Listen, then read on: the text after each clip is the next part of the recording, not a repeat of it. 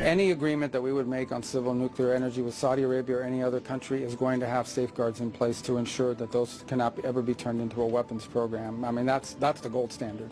And obviously we live in a new era. There are competitors that we face, so we'll have to adjust individual deals to that reality. We're not the only show in town, but we're the best show in town. But we want to make sure that it's our companies they're picking. So again, we understand any deal we enter into with any country will have to go through a congressional review process.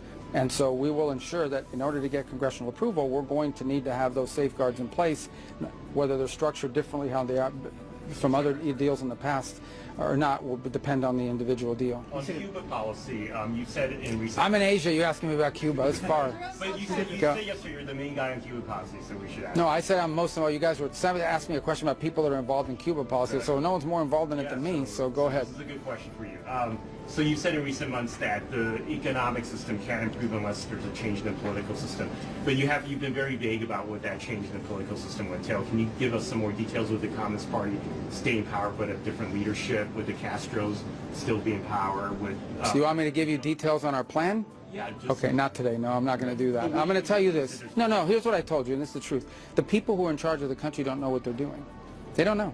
They don't know how to fix their economy. They don't know how, they don't understand basic concepts.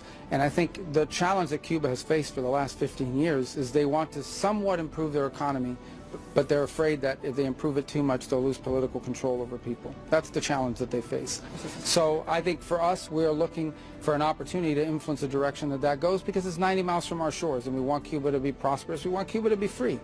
But in that sense, you know, on the level of detail you're asking me, suffice it to say that as long as the people that are in charge think the way these people think and act the way these people act, it's going to be difficult for them to make the changes that need to be made in order for Cuba to have a better future.